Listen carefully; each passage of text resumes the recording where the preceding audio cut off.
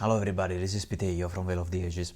I'm going to talk to you about the second game from the England division that we just played tonight. It was between Remy with the Dwarven Elves versus Lucky Sixes with the Highborn Elves. The Highborn Elves army is new for this tournament. In the patrol you have a mage, 10 citizen archers, 5 Highborn lancers and 15 flame wardens. Flame wardens are quite tanky. They are the star of the patrol, especially in combination with the 3 spells that the mage can have. And the Dwarven patrols, you've seen it in the previous video. As always, you can pause the video and read the description of these patrols. Now, we rolled for a very busy map with 2 impassable terrains, 2 elevations and 2 hindering terrains. And Remy got first turn and he decided to deploy to the right, and he deployed the Thane to the south and the Greybeard to the north, to which Lucky Sixes replied by putting the Lancers to the south, and then the Flame Wardens at around the center of the battlefield, and between the two, the archers together with the mage. So that's how the deployment looks like. And in the first turn for the Dwarven Elves, you see that all the units move forward, the marksmen by not so much so that they can shoot, and on the other hand the Thane is going as fast as he can. Now in the shooting phase, as we said, the clan marksmen are gonna give a go at the archers. They kill 2, and that's how the turn 1 ends for the Dwarven Elves. The Highborn Elves reply. There's no charges. In the movement phase, the archers stay where they are. The lancers move a tiny little bit, not too close to the Thane, because the charge from the Thane is kind of scary. But the Flame Wardens to the north, they advance quite fast towards the hindering terrain. In the magic phase, Lucky Sixes gets a 5v4. He tries to cast Ice and Fire on the Thane, but that doesn't work out. He does manage to put Altered Sight on the archers, and the archers then proceed to shoot with the Altered Sight at the clan marksman, and they fail to inflict any wound. So in turn 2 for the Dwarven Elves, there's no charges being declared by the dwarves, but the Greybeard to the north, they go up to the behind the hindering terrain, trying to lure the Flame Wardens, which would lose steadfast, lose the advantage of the extra rank if they were in the hindering terrain.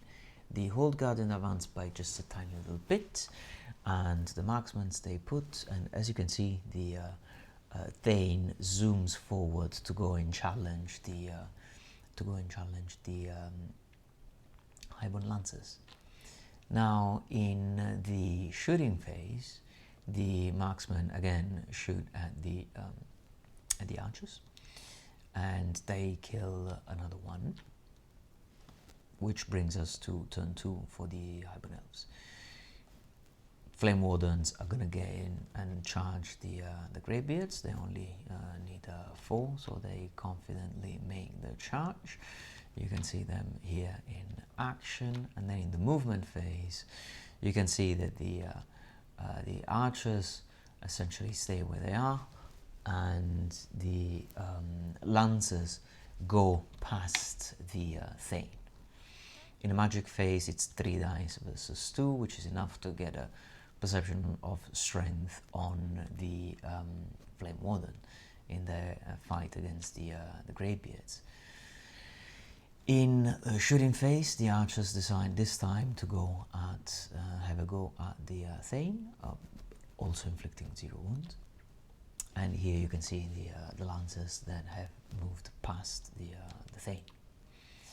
Now in the combat phase, the Flame Wardens do absolutely nothing. They lose a model to the Greybeard, but since they charged and they have an extra rank, they win the fight by 1, but the Greybeard stick and remain in combat. And this is half the battle.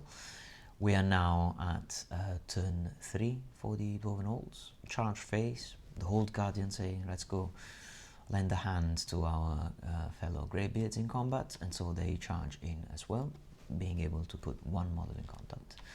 Then in the movement phase, the Thane wants to stop the Highborn Lancers from charging into the flank of the Hold Guardian, which just charged the Flame Wardens. And so the Thane just sits in front of the Highborn Lancers, telling them, come at me, I'm not scared. So as you can see, it moves from the original position where the circle is into the front of the Highborn Lancers. Then in the shooting phase, again the clan marksmen shoot at the archers. They kill 2 out of 7, so that's a panic test. They take a panic test, they roll a 9, which is exactly the discipline of the general of the mage in there, otherwise they would have been fleeing. But they make it. So in the combat phase, the half 4 of the Flame Wardens attack the Hold Guardians, and they manage to put 2 wounds on those, almost killing 1. And then the remaining 6 kill 1 of the Greybeards. And in return, the dwarves, out of combining the Hold Guardians and the Greybeards, they do no wounds. So the elves win by 3, but both the Greybeards and the Hold Guardians, they stick no problem, so the fight continues. Now in turn 3 for the Highborn Elves, the Lancers declare a charge onto the Thane, because what else are they going to do? They're just blocked there. So they declare a charge there, the Thane all holds, and gets ready to take 5 answers there, and then the archers move forward by a bit, but they still get the possibility to shoot later on. In the magic phase, Lucky Sixes gets the good card, 5 versus 2, and that allows him to cast both Altered Sight and Perceptional Strength, both on the Flame Warden. So it's a very good unit with 2 buffs. Now, in shooting, of course, nothing happens. In the combat phase, the Thane doesn't wound the Lancers, and the Lancers don't wound the Thane, but they charged, so they win by 1, and the Thane rolls a 9. And so he flees, and he flees by a lot. Like Sixes decides to not pursue and to stay where he is, just do a small pivot, which was a great decision. You can run the math in your head, and you'll see it was a very good thing to do here. Everything could have gone way downhill. So in the other combat, the Flame Warden this time, now that they have both buffs, they put everything onto the Greybeard and they kill 4. And in return, again, the dwarves do 0 wounds to the Flame Wardens, and that means that the elves win by a lot, 4 wounds plus 2 ranks, and so Hold Guardians are fleeing, and the Greybeards are fleeing, Flame Wardens are pursuing, stumbling into the Thane and running the Thane down. Fantastic. They also get a chance to pivot and to look at the clan's marksman, and at this point it's the last turn for Remy. He decides that instead of charging or advancing, he wants at least to try and panic off the archers to the other side. Just needs to do 2 wounds to minimize the amount by which he's going to lose.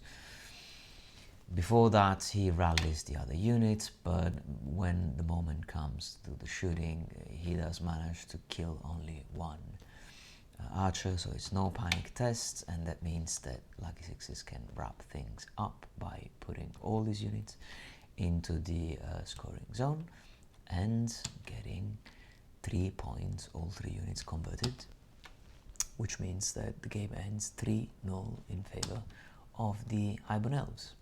And that's the battle report. See you soon for the next one.